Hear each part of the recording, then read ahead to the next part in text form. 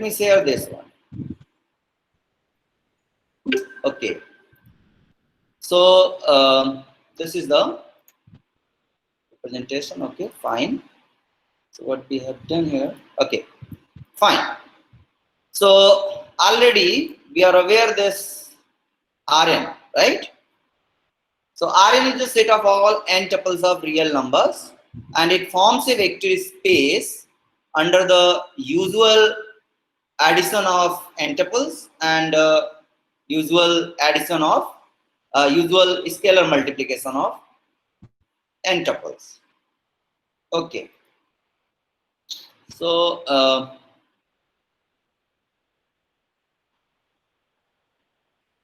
some problem. Sorry. Okay, let me mute this. Okay, fine. So Rn is the set of n tuples of real numbers. Already we have seen this forms a vector space under the usual addition of vectors n tuples, that is coordinate wise addition and coordinate wise scalar multiplication. So if n is equal to 1, then can visualize the 1 tuples R1 as identical with the set of real numbers R. So R is a vector space, that is R1, that means R is a vector space over R. So what is the basic idea of R? If you draw a straight line and put somewhere 0, and then if you consider this as the unit, right, 1, this as 1, then what is going to happen? If you consider this as 1, right, then you can put any number x, any real number x. Then corresponding to this real number x, you have a point on this real line. And again, corresponding to every point on this real line, you have a real number. That is the basic idea of the real line. So this is a vector space over R. Every field is a vector space over itself. Now, what is R2? R2 means R cross R. So which is defined as the set of all ordered pairs of real numbers x1, x2. Their x1, x2 are real numbers, right? So geometrically, what is R2? The set of all vectors in the plane. So we can visualize, we can understand these vectors as the two tuple, that is ordered pair in the Cartesian coordinate system. That is R cross R. So how we have defined the usual addition of these two tuples and the usual scalar multiplication. For x, if n is suppose ordered pair x1, x2, and y is suppose another ordered pair y1, y2. So basically these x and y represents points in Cartesian coordinate system, the plane R2. Okay, fine. So still people are joining. Fine. Okay. Then how to define x plus y? The usual addition of these two tuples is defined as coordinate wise addition. That is, first coordinate is added to first coordinate and the second coordinate is added to second coordinate. Similarly, the scalar multiplication, that is multiplying by any real number alpha to this two tuple x, is that multiply each coordinate by alpha. That is, multiply by alpha to the first coordinate, then multiply by alpha to the second coordinate. Now you might be thinking why we are calling it the usual addition of vectors, usual scalar multiplication to the vector. Okay, so let us perform an experiment. This is very easy. Suppose you have taken a board, vertical board, and you have put here two pulleys. You tied here two pulleys. And suppose there are 3 ropes, and to each rope you have attached some weights. Suppose to this rope you have attached W1, to this rope you have attached W2, and to this rope you have attached W3. Now, if in stable position, that's mean in equilibrium, that is these W1, W2, W3 are now stable. They are not moving. What does it mean? corresponding to this W1 weight, you have some tension in rope 1.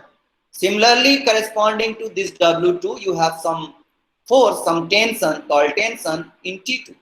So these are two forces due to which this T2 and this W2, which will be resultant will be somewhere here, so that it is stable on this pulley and this is stable on this pulley. Anyway, so due to the equilibrium position at O, what we are looking at, we see that these three forces, that is T1, T2, and another force that is W3, which is acting downwards, is all these three vectors are acting at a single point O. That is, O is the point of action of these three forces.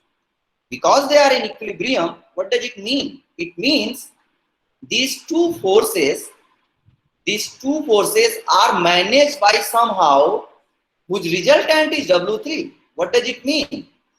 Because W3, this O is in equilibrium position, that means this W3 is managed by some force which is opposite and equal, opposite in the direction, but equal in magnitude. What does it mean? It means the reverse of this W3 must be somewhere in this straight line. Okay? And if you look at this, then this force will manage this force. Let us look at again it. Okay? Because the force which is experienced in first row is proportional to W1, the force in second row experienced is proportional to W2, and similarly this W3 is proportional to OC.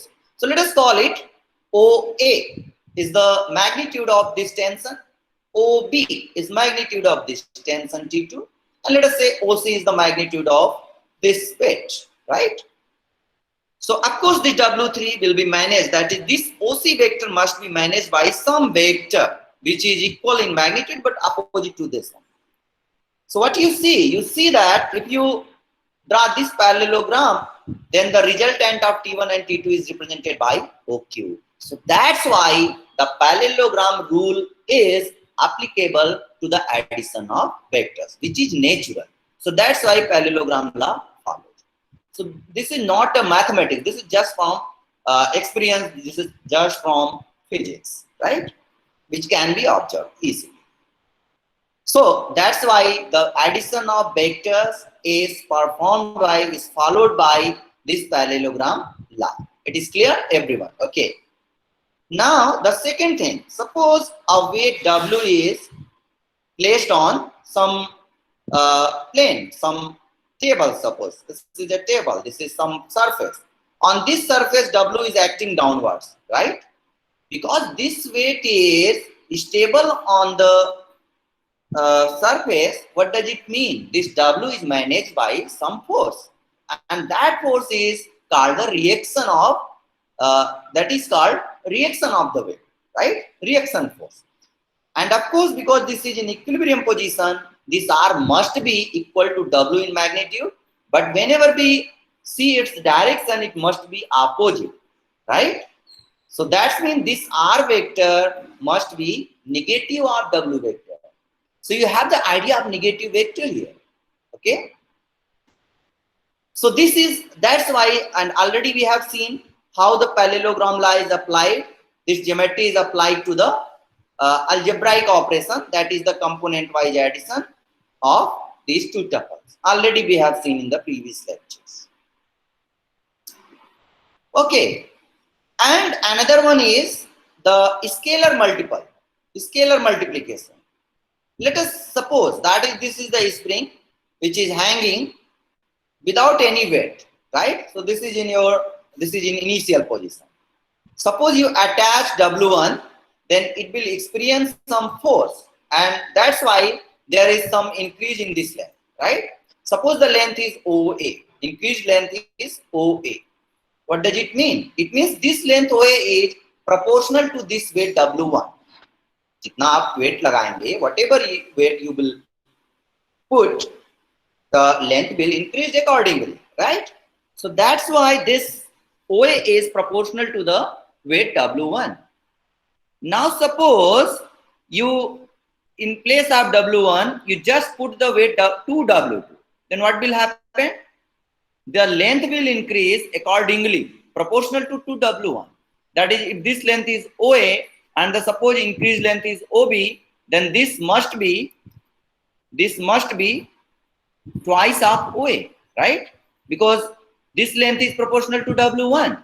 So whatever the length is here, because you are attaching here 2W1 and again the length is proportional to 2W1, so that means the length must increase twice of the previous one. So that is the concept of, natural concept of scalar multiplication to the vector. So that's why we are calling it usual addition of vectors and usual scalar multiplication to the vector. So I hope it is clear to everyone, right? So these are some terminologies. I'm not going to them. Similarly, if you consider the vectors in space, so mathematically we write is R3, that is the R cross R cross R. That is any point in the space having three coordinates, the X coordinate, the Y coordinate and the Z coordinate. That is, R3 is the set of all three tuples of scalars, three tuples of real number, that is X1, X2, X3. So how to perform again the usual addition of these three tuples and usual scalar multiplication? So let us call this. X is the three tuple X1, X2, X3. Y is the three tuple Y1, Y2, Y3. And K is any real number, that is scalar here. So X is a vector, Y is a vector and K is a scalar. Then what is the meaning of usual addition of these two vectors? That means add coordinate Y. What is the usual scalar multiplication? Means multiply each and every coordinate. So again you can see under these two operations of addition and scalar multiplication, R3 is a vector space over R. Okay.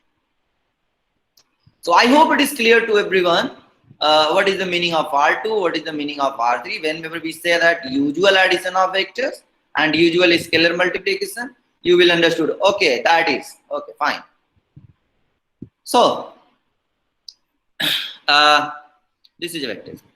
Now what is the meaning of equality of two vectors? In physics, if two forces are equal in magnitude and equal in direction, then they are equal, right? They are equal vectors. Means their point of action may be different, but if they are equal in magnitude and direction, then these two vectors are said to be equal. This is in physics, right? What we are. But in mathematics, what the vector means? For example, in plane, what does it mean by a vector? Already I said, vector means position vector of a point. That is, if P is a point, then P represents a vector when we join O to P. Then OP is a vector. That is, corresponding to every point, you have the position vector. So vector in R2 we mean by a point. So you know, if P is a point X1, Y1, X1, X2, and Q is another point Y1, Y2, then you can see this OP vector is not the same as OQ vector, right? Because their directions are not same. Maybe their magnitude may be same, but the direction is different. The direction will be same if and only if X1 is Y1 and X2 is Y2. Is not it? Right. So that's why this equality of two vectors is only possible in R2 in the Cartesian coordinate system. As we understand the vectors as a point, we realize the vectors as a point, then 2 points are said to be equal if and only if their corresponding coordinates are same. So that is the meaning of, mathematical meaning of two vectors are equal. Okay. And you know what is the zero vector in the plane? That is 0, 0. Okay, fine. Let us see some other examples. Now these are the abstract examples. This is not the physical example. Okay. So we are going to, in broad sense, we are entering in the mathematics. So let us suppose that this set represents set of all m by n matrices over a field A.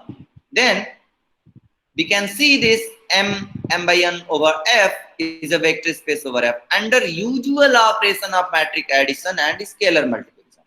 Again, we are saying usual operation of matrix addition means adding the 1 component to 1 component, 1 entry to 1 entry. So let me define properly. If A is Aij matrix, of course it is m by n matrix. B is Bij, again m by n matrix in m by n f means set of all m by n matrices. And C is suppose any scalar, that is C is the element of field F. Then what is the meaning of A plus B? A plus B means we are adding Aij to Bij, means we are adding corresponding entries to corresponding entries. That is Aij entry of A is added to Aij entry of B. So ijth entry of A is Aij and ijth entry of B is Bij. So Aij is added to Bij. So ijth is added to ijth and so on.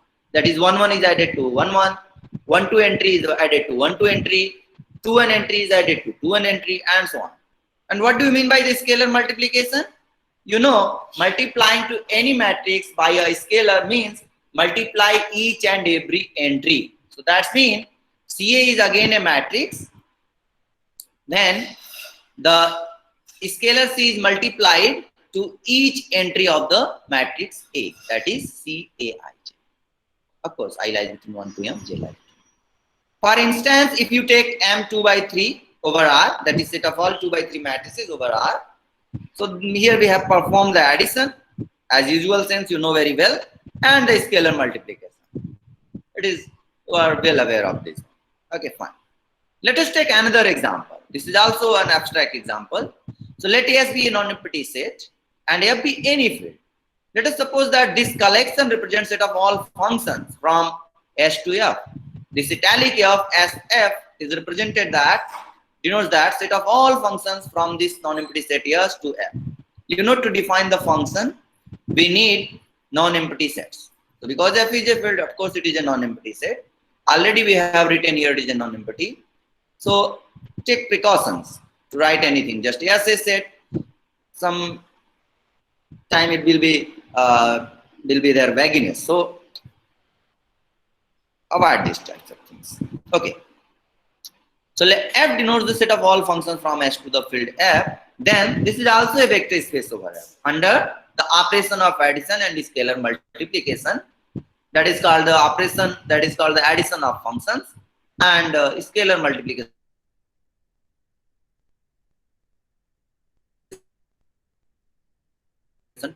to the function. D plus G means F plus G of F, because F and G are two functions. They are acting on S, right? They are acting on S, means giving the values from S to F. So if S is any element of S, then F plus G value of S is equal to F value of S plus G value of S, right? So F plus G is defined in this way. Similarly, the scalar multiple of the function F, that is CF, is defined as CF value of S is C times F value of S. So under these two operations, this set FSF forms a field over here. And these operations are called usual operations of addition and scalar multiplication for functions. In particular, if you consider a set of all polynomial functions over here, that means you can conceive these polynomials acts as are actually function from the field F to F with the coefficient in it. So let us define what a polynomial means. A polynomial Px is nothing but an expression of this form: a0 plus a1x plus dot dot nx for n, where n is a non-negative integer, right? Non-negative integer, that means natural number, and ak, these ai's are, ak's are scalars in F, right? Elements of F. Then we say that this is a polynomial over F. Polynomial with coefficients in F. These a0, a1, an are said to be coefficients. And degree of the polynomial is defined, for this polynomial, degree is defined to be n if an is not 0. If an is 0, suppose n minus 1 is not 0, then the degree will be n minus 1. Suppose all these terms a2, a3, an are 0, but a1 is not 0. Then the degree of this polynomial, that is this polynomial, will be just 1 because x to the power 1. What do you mean by 0 polynomial? That is the 0 element. 0 element means 0 polynomial means each and every coefficient is 0. That is a0, a1, a2, an. So all the coefficients are 0. So that is the concept of 0 polynomial. You see, the degree of this polynomial, if you consider only 2 terms, then the degree of this polynomial is 1. If you consider only 1 term, this is a constant. What is the degree? Degree is x is not here, so you can write x to the power 0. This is the problem. So the degree of constant polynomial is 1 if it is non-zero. A0 is non-zero. So for 0, because we are going to decrease, right? A0 is, A1 is non-zero, then 1. A0 is non-zero, then 0. So now A0 is also 0. Then degree must be less than 0. Because 0 is less than 1. We are decreasing 1 and 1. If n is 0, then n minus 1. If n minus 1 is also 0, then n minus 2. That means we are decreasing the degrees of the polynomial as the terms going to be 0. So if all the terms are 0, then what does it mean? It means the polynomial has the degree less than the non-zero constant. That means negative, because the non-constant, because the non-zero constant polynomial, for example, if px is a0, so a0 is non-zero. This is a constant polynomial, non-zero constant polynomial. So its degree is 0. So what the degree is 0. So for convenience also, and from this logic also, is defined to be minus. Okay.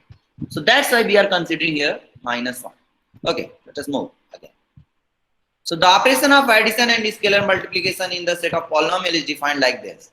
Suppose fx is polynomial of degree n and gx is polynomial of degree m. So if m is bigger than n, then we can extend this one, writing just an plus 1 x to the power n plus 1 and so on, and am be x to the power n with an plus 1, an plus 2, am 0. The same thing. Then what is the addition means? Addition means add a0 to b0, a1 to b1, an to bn, and so on, am to bm. So we are writing in this way. Then addition of fx plus gx is like this, right?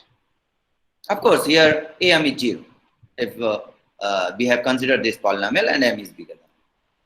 So this is the concept how to add two polynomials. I know you are well aware of adding these two polynomials.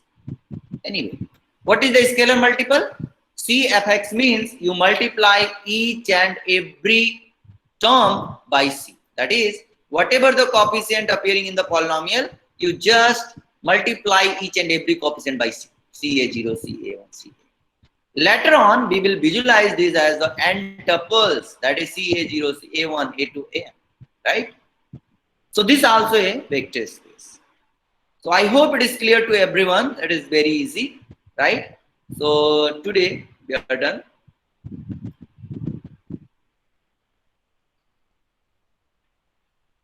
Okay, any question?